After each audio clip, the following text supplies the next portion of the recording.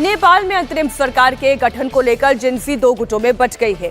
Gen Z का एक गुट सुशीला कार्की को नया प्रधानमंत्री बनाना चाहता है, तो वहीं दूसरा गुट कुलमान घिसिंग को प्रधानमंत्री बनाना चाहता है। इसलिए अब दोनों गुट आमने सामने आ गए हैं, यानी कि अंतरिम प्रधानमंत्री को लेकर भी सहमति नहीं बन पाई है। जेनजी के प्रेस कॉन्फ्रेंस के दौरान हामी नेपाल के नेता सुदंग गुरुङ की एक तस्वीर सामने आई, जिसमें वो भावुक दिखाई दिए। प्रधानमंत्री पद को लेकर जेनजी के नेता जुनल गदल ने कहा कि हमें देश के संरक्षक के रूप में सुशीला कार्की को चुनना चाहिए। पुनः जरुरी छ। हामीले देशमा चाहिँ यति बेला अभिभावकविहीन भएका छौं। हाम्रो देशको न्यायपालिका, कार्यपालिका, व्यवस्थापालिका सबै ठप्प भएको स्थिति छ। म यो जेनजी युवाको तर्फबाट मेरो धारणा के दिन चाहन्छु भने हामीले चाहिँ यति बेला देशको अभिभावकको रूपमा सुशीला कार्की चाहिँ हाम्रो अहिलेको अवस्थामा बेस्ट अप्सन हुन जान्छ। विधायिका, न्यायपालिका और कार्यपालिका तीनों ठप हो गई है, ये बात तो समझ में आ रही है, लेकिन अब इसका क्रियान्वयन होगा कैसे? हमारे सहयोगी टी राघवन इस वक्त काठमांडू से ही लाइव जुड़े हुए हैं। क्या विकल्प खोजा गया है? क्या सुशीला कार्की ही बनने जा रही हैं अंतरिम प्रधानमंत्री?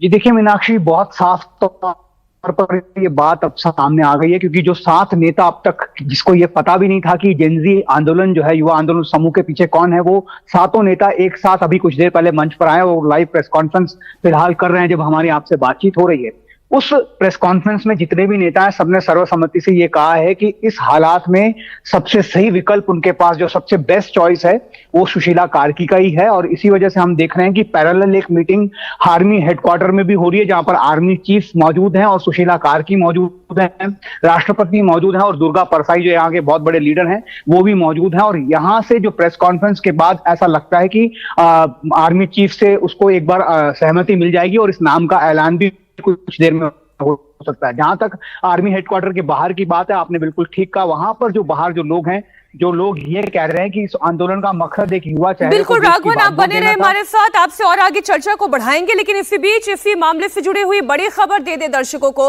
अंतरिम प्रधानमंत्री को लेकर जेनजी में बंटवारा है, 2 गुट दिखाई दे रहे हैं। एक गुट ऐसा है जो सुशीला कार्की को अभिभावक के तौर पर एक्सेप्ट करना चाहता है, लेकिन दूसरा गुट ऐसा है जो घिसिंग को अंतरिम प्रधानमंत्री के तौर पर देखना चाहता है। अब दोनों गुट आमने सामने हैं, दोनों गुट के बीच में भिड़ंत हो रही है और ये और ज्यादा चिंताजनक स्थिति है। तस्वीरें आप पहले देखें।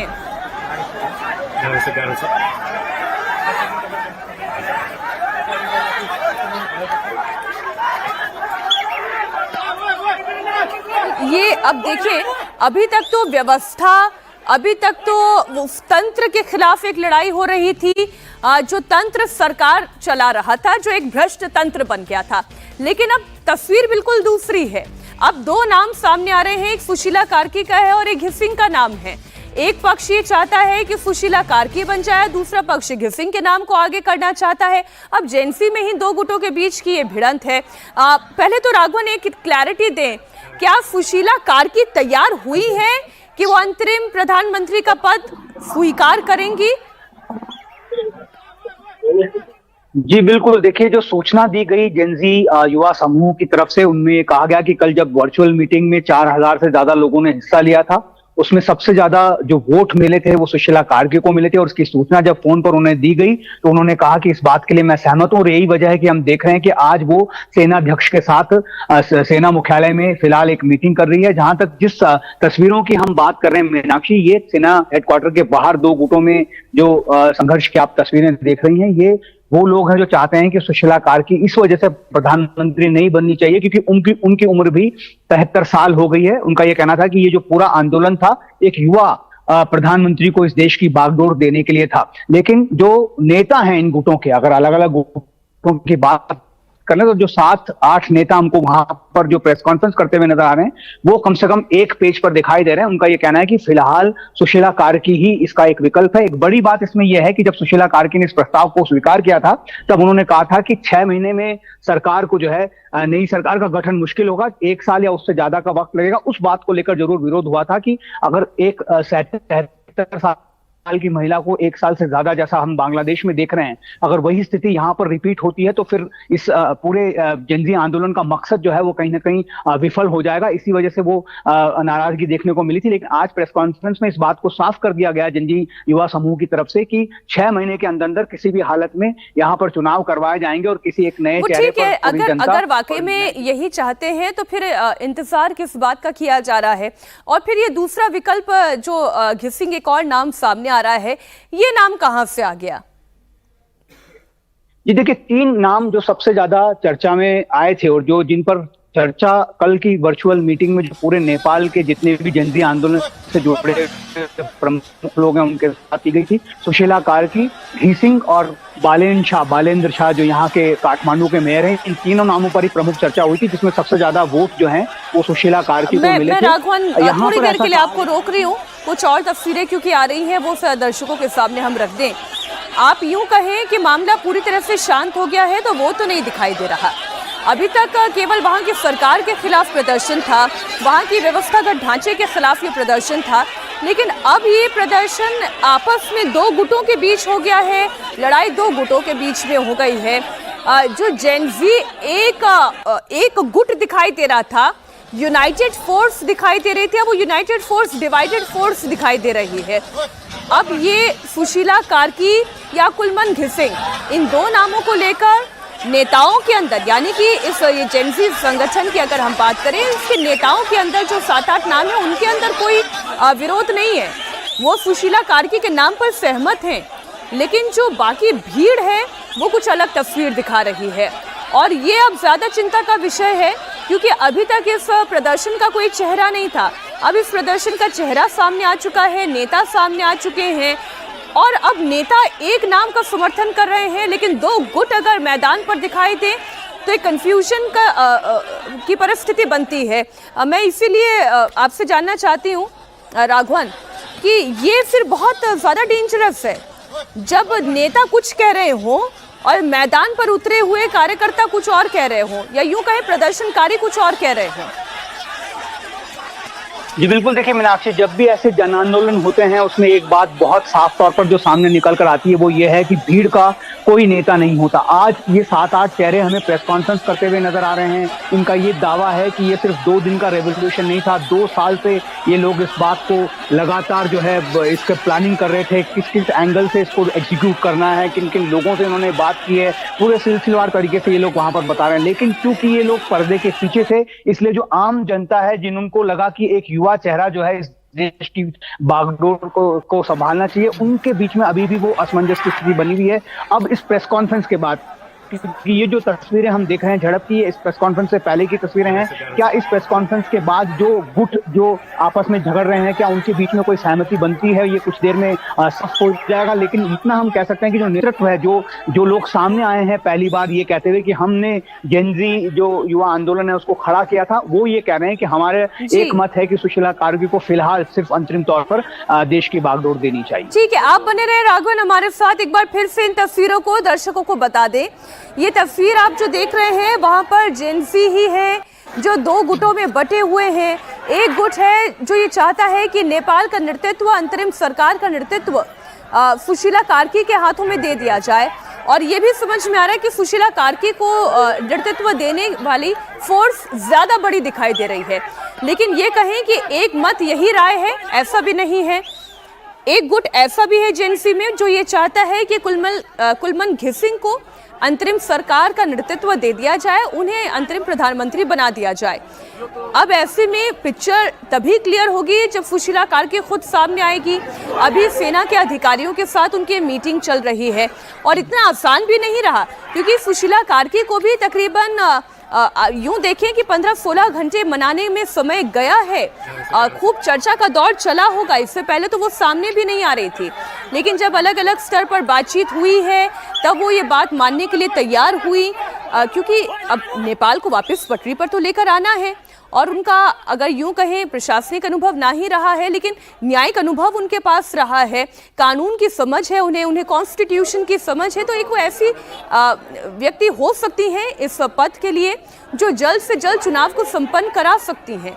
6 महीने के अंदर अंदर चुनाव करवाने हैं, ये बात भी तय है जो जेनजी की ओर से कही जा रही है।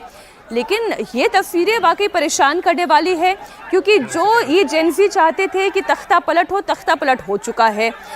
सरकारी संपत्तियां जलाई जा चुकी हैं और अब जब व्यवस्था को पटरी पर लेकर आना है तो गुट ही आपस में भिड़ने लगे। यहीं पर अगर गुटबाजी दिखाई देने लगे तो फिर आप नेपाल की कौन सी तस्वीर की कामना करते हैं? ये थोड़ी सी डिफिकल्ट सिचुएशन है। ज़रा एक बात बताएं, और इस वक्त सुशीला कार्की कहाँ पर है राघवन, और साथ ही ये जो कुलमन घिसिंग की बात कर रहे हैं वो कहाँ पर है? क्या अभी तक कोई पब्लिक स्टेटमेंट दोनों की तरफ से आया है?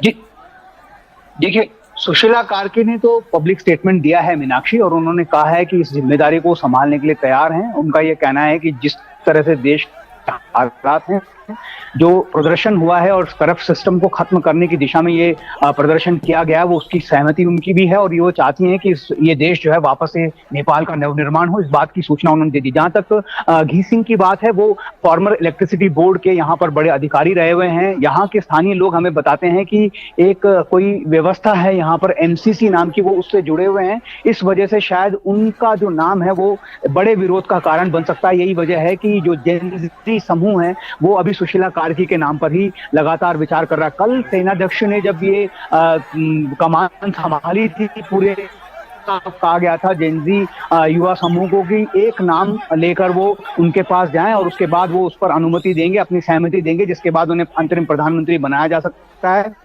यही वजह है कि एक नाम जो गया था वो सुशीला कार्की का गया था, और हम लगातार कह रहे हैं कि सुबह से सुशीला कार्की सेनाध्यक्ष के साथ, राष्ट्रपति के साथ और दुर्गा परसाई जो यहाँ के एक बड़े लीडर हैं उनके साथ मीटिंग कर रही है। हालांकि दुर्गा परसाई को लेकर भी यहाँ पर बहुत विभिन्न मत देखने को मिल रहे हैं। कुछ लोग जो सुबह वहां पर आर्मी हेडक्वार्टर के बाहर जो यहाँ पर जमा हुए थे, उनका ये कहना था कि दुर्गा परसाई को इस मीटिंग में नहीं होना चाहिए।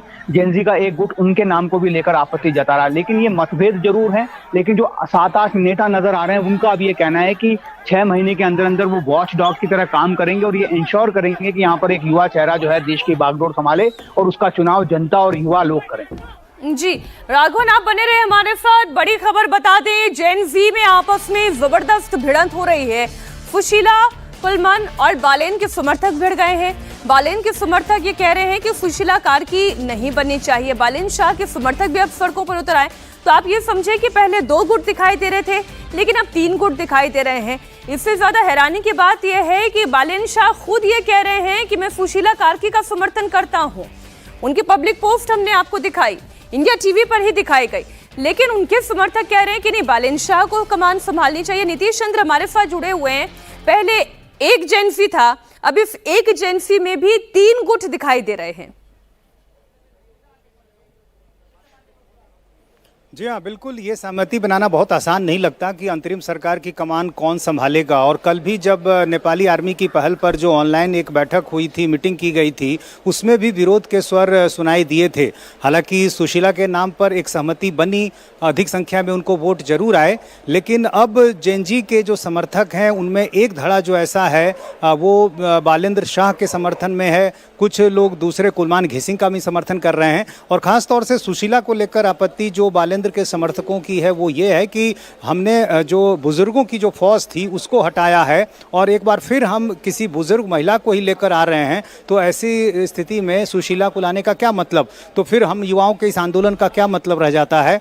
और बालेंद्र को इसलिए वो लोग चाहते हैं कि वो कमान संभाले। हालांकि बालेंद्र ने ये साफ कर दिया है पहले से ही कि जब तक इस संसद का विघटन नहीं हो जाता है तब तक हम इसकी कमान नहीं संभालेंगे। यानी बालेंद्र ये चाहते हैं कि उन्हें बिल्कुल फ्रेश मैंडेट मिले, जो नई संसद हो वो उसका नेतृत्व करना चाहते हैं। और यही कारण है कि उनकी तरफ से यह स्पष्ट कह दिया गया है। बावजूद जो उनके समर्थक हैं वो इस बात को लेकर नाराज हैं कि सुशीला का नाम आखिर क्यों तय हो रहा है। इसी तरह कुलमान घिसिंग जो कि बिजली बोर्ड के पूर्व CEO हैं और विद्युत के क्षेत्र में नेपाल में एक बड़ा नाम है इंजीनियरिंग क्षेत्र में, लेकिन उनकी उम्र भी 70 से अधिक है, तो उनको चाहने वाले भी हैं। इसी तरह से कई अलग अलग जो गुट हैं वो अब जो भी सरकार बनेगी, अंतरिम सरकार की बात कर रही हूँ या उसके नेतृत्व की बात कर रही हूँ, उसकी तो प्रायोरिटी ही ये होगी कि 6 महीने के अंदर अंदर चुनाव करवा देना है। फिर भी जेनजी क्या ये बात नहीं समझ पा रहे हैं? देखिए, जेनजी में चूंकि अलग अलग गुट हैं तो सबकी अपनी अपनी प्राथमिकताएं हैं और हर कोई उस नज़रिए से देख रहा है। और अब तो कई जो राजनीतिक दल हैं वो भी प्रेस रिलीज जारी कर रहे हैं और जेनजी का समर्थन कर रहे हैं, उनके मुद्दों का समर्थन करने की बात कर रहे हैं। तो अलग अलग धड़ा है, इसलिए अलग अलग नज़रिया नज़र आ रहा है। लेकिन इतना साफ तौर पर दिख रहा है कि ये एक आम सहमति जो है वो बनना बहुत आसान नहीं लगता है। और शायद बालेंद्र को ये भी लगता है कि 6 महीने में जो अभी नेपाल के हालात हैं उस हालात से निकालना बहुत आसान नहीं होगा। और ऐसी स्थिति में कहीं उनको असफल न करार दे दिया जाए तो एक चुनौती ये भी उनको लगती है कि अभी की जो हालात हैं और जिस तरह से नेपाल तहस नहस हुआ है, जितना बड़े पैमाने पर नुकसान हुआ है, इससे उबरना बहुत आसान नहीं है, इसमें लंबा वक्त लगेगा। और जिसमें नेपाल की इकोनॉमी, ऐसा भी हम नहीं कह सकते कि बहुत मजबूत इकोनॉमी हो। अगर मजबूत इकोनॉमी रही होती तो शायद आज सड़कों पर ये स्थिति भी ना दिखाई दी होती, ना सुप्रीम कोर्ट जलती, ना वहां का राष्ट्रपति भवन जलता, ना वहां की संसद भवन को आग के हवाले किया जाता। तो ऐसे में अब देखना यह है कि एक क्रांति आपने की है, तख्ता पलट की, और जब तख्ता पलट हो गया है तो फिर से सड़कों पर अगर इस तरह से मारपीट, धक्का मुक्की, अराजकता की स्थिति पैदा होगी तो क्या नेपाल पटरी पर आ पाएगा? नए प्रधानमंत्री को लेकर जेनजी अब 3 गुटों में बटा हुआ है। राघवन हमारे साथ जुड़े हुए हैं। इस वक्त कौन कहां पर क्या क्या मीटिंग चल रही है? जेनजी इस भीड़ को समझाने के लिए, यानी कि वो जो आप 7-8 नेताओं की बात कर रहे हैं, इस भीड़ को समझाने के लिए क्या कर रहे हैं? सुशीला कार्की क्या कर रही हैं? कुलमन घिसिंग इस वक्त कहां हैं? बालेंद्र शाह क्या कर रहे हैं? देखिए, सबसे पहले 2 पैरेलल मीटिंग्स यहाँ पर जो बहुत इंपॉर्टेंट चल रही है काठमांडू में। एक मीटिंग जो प्रेस कॉन्फ्रेंस के तौर पर पहली बार ये 7-8 चेहरे मीडिया के सामने आए हैं जो अब ये दावा कर रहे हैं कि इन्होंने इस जेनजी आंदोलन की जो है उसकी प्लानिंग की थी और उसको सक्सेसफुली एग्जीक्यूट भी किया। उन्होंने बहुत सारी प्रायोरिटीज अपनी बताई है कि वो पूरी सफाई समिति यहाँ पर पूरे देश में बनाएंगे, जो जितनी भी तोड़फोड़ हुई है उसको साफ किया जाएगा। नेपाल के निर्माण के लिए जो काम होगा उसमें वो समन्वय के साथ, सेना के साथ काम करेंगे। एक वो प्रेस कॉन्फ्रेंस शायद इसलिए अब उन्होंने जरूरी समझी क्योंकि ये जो सड़क पर बाकी जो गुट जो है वो अलग अलग नजर आ रहे हैं। दूसरी एक बहुत महत्वपूर्ण मीटिंग जो है वो सेना अध्यक्ष के जो जंगी अड्डा जिसे कहा जाता है काठमांडू में, वहां पर चल रही है। वहां पर सेना अध्यक्ष, राष्ट्रपति और सुशीला कार्की और दुर्गा परसाई, ये 4 लोग वहां पर मौजूद है और वो इंतजार कर रहे हैं कि एक नाम की सहमति जो है वो सेनाध्यक्ष तक पहुंच जाए जो सुशीला कार्की हो और फिर बाद में उसका अनुमोदन सेनाध्यक्ष से मिल जाए। उसके बाद यहाँ अंतरिम सरकार के गठन की प्रक्रिया शुरू हो जाए। जैसा हमारे सहयोगी नीतीश कह रहे थे, सिर्फ एज जो है वो सबसे बड़ी प्रॉब्लम यहाँ पर सुशीला कार्की के लिए सामने आ रही है। बालेंद्र शाह की जहां तक बात है, जिन्हें बालेंद्र शाह यहाँ पर कहा जाता है, वो एक 35 साल के युवा हैं और काठमांडू का मेयर बनने के बाद जिस तरह से उन्होंने करप्शन के खिलाफ यहाँ पर आवाज उठाई उससे बहुत ज्यादा चर्चित हैं, रैपर हैं, तो वो कनेक्ट करते हैं युवा पीढ़ी को। लेकिन उन्होंने अपने आप को इस रेस से कल ही अलग कर लिया था। उन्होंने ये कह दिया था कि सुशीला कार्की को उनका समर्थन है, जब तक इस संसद का नए तरीके से निर्माण नहीं हो जाता तब तक वो इस राजनीति में नहीं आना चाहते हैं। लेकिन बाकी जो प्रोविंसेस हैं उनके मेयर्स, जैसा हमें बताया गया कि आज जो वहां पर एक विरोध के स्वर उठ रहे हैं उसमें भी एक मेयर जो है वहां पर पहुंचे हुए हैं, उनके समर्थकों के साथ इस नाम को लेकर वो ऐतराज जता रहे हैं। तो ऐसे में इन 7-8 युवा चेहरों के लिए एक चुनौती इनके सामने है कि वो कैसे भी उन लोगों को मनाएं। हो सकता है कि कुछ घंटों में वो बात भी हो जाए, क्योंकि अभी वो प्रेस कॉन्फ्रेंस में है, शायद उन तक ये बात भी नहीं पहुंची होगी कि वहां पर अलग अलग गुटों में संघर्ष हो रहा है। एक बार वो सब जब एक साथ मिलेंगे तो हो सकता है कि एक आम जो है सहमति एक नाम पर बन जाए। थोड़ा सा अब जरा देश का सिस्टम भी बताएं, काठमांडू का सिस्टम अब किस तरीके से वहां की लोकल पब्लिक जो है, वहां के सिविलियंस हैं, क्या धीरे धीरे अब वो भी चाह रहे हैं कि इस स्थिति से वो बाहर निकलें? हो सकता है एक बड़ा युवाओं का गुट है जो अभी भी प्रदर्शन के अंदर लिप्त होगा, लेकिन बहुत बड़ी पॉपुलेशन ऐसी भी तो होगी जो ये चाहती होगी कि अब दफ्तर खुले, स्कूल खुले, कॉलेजेस खुले, वो अपने डे टू डे रूटीन में अब जाना शुरू करें और बाकी ये जो राजनीतिक रस्साकशी है वो होती रहेगी।